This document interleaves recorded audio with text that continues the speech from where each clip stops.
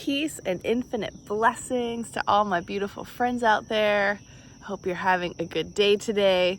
I got to camp out here, got to sleep in a tent on a farm, counting hay bales as my meditation this morning. Now it's been a beautiful day, celebrating freedom with a lot of friends last night and just enjoying everyone's special talents and skills and beautiful conversations. I hosted my first ever cacao ceremony last night, which was really fun and very heart-opening, and lots of good connection around that. So cacao is life. So today we're here studying the lessons of A Course in Miracles, and today we're doing lesson number 187. And the lesson is, I bless the world because I bless myself. So get ready for this one. No one can give unless he has. In fact, giving is proof of having. We have made this point before. What seems to make it hard to credit is not this. No one can doubt that you must first possess what you would give. It is the second phase on which the world and true perception differ. Having had and given, then the world asserts that you have lost what you possessed. The truth maintains that giving will increase what you possess. How is that possible? For it is sure that if you give a finite thing away, your body's eyes will not perceive it yours. Yet we have learned that things but represent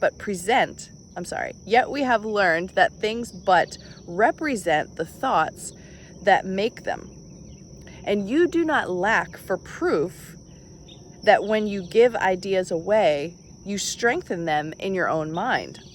Perhaps the form in which the thought seems to appear is changed in giving, yet it must return to him who gives. Nor can the form it takes be less acceptable, it must be more.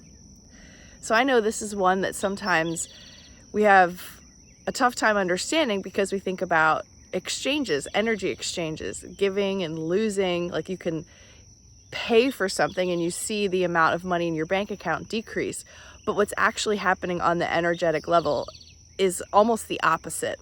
So we have to unlearn our understanding of giving and receiving. Once again, this has come up before in the course, but this is just another opportunity to drill down into what you believe to be true about giving. And the title of the lesson, I bless the world because I bless myself, is about giving blessings and receiving blessings and how those things are one and the same. Ideas must first belong to you before you give them. If you are to save the world, you first accept salvation for yourself, but you will not believe that this is done until you see the miracles it brings to everyone you look upon. Herein is the idea of giving clarified and given meaning. Now you can perceive that by your giving is your store increased. Protect all things you value by the act of giving them away, and you are sure that you will never lose them. What a beautiful thought, right? What you thought you did not have is thereby proven yours.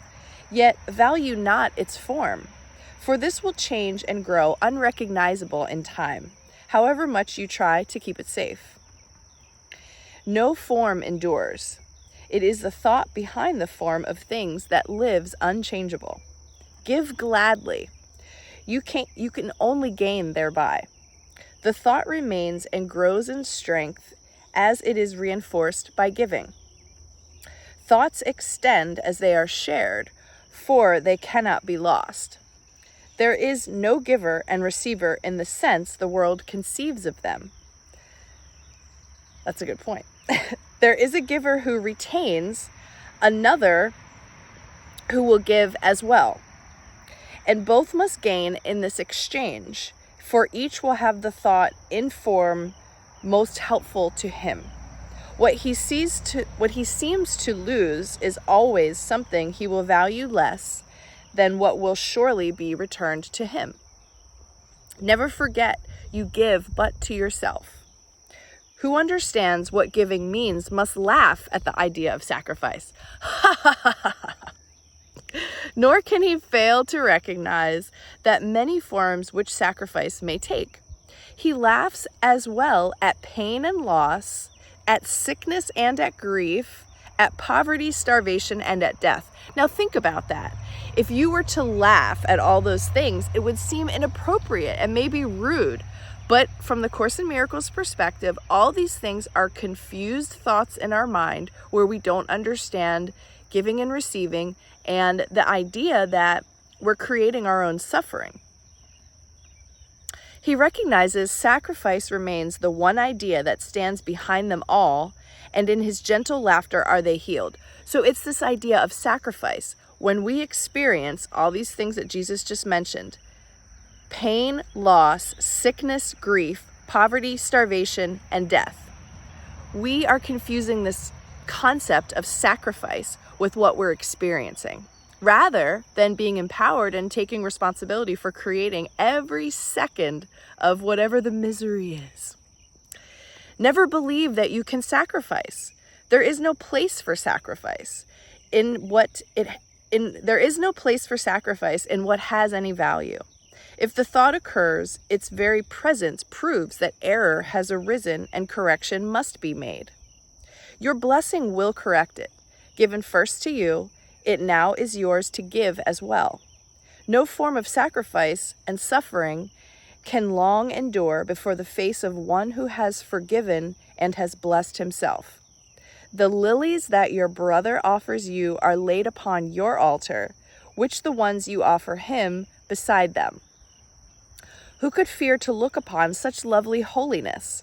The great illusion of the fear of God diminishes to nothingness before the purity that you will look on here. Be not afraid to look. The blessedness you will behold will take away all thought of form and leave instead the perfect gift forever there, forever to increase, forever yours, forever given away. Now are we one in thought, for fear has gone. And here before the altar, to one God, one Father, one Creator, and one thought, we stand together as the Son of God, not separate from Him who is our source, not distant from one brother who is part of our one self, whose innocence has joined us all as one. We stand in blessedness and give as we receive. The name of God is on our lips, and as we look within, we see the purity of heaven shine in our reflection of our Father's love. Now are we blessed. Now we bless the world. What we have looked upon we would extend, for we would see it everywhere. We would behold it shining with the grace of God in everyone. We would not have it be withheld from anything we look upon. And to ensure this holy sight is ours, tricky page turn here. I did this yesterday when I was turning the page. I'm going to read this sentence again. And to ensure this holy sight is ours, we offer it to everything we see. For where we see it, it will be returned to us in the form of lilies we can lay upon our altar, making it a home for innocence itself, who dwells in us and offers us his holiness as ours. Okay, so a really beautiful lesson to reteach us this idea of giving and receiving has nothing to do with sacrifice. We have to learn to let that go. And as we do give from this sense of complete oneness with our brothers and sisters, we will receive.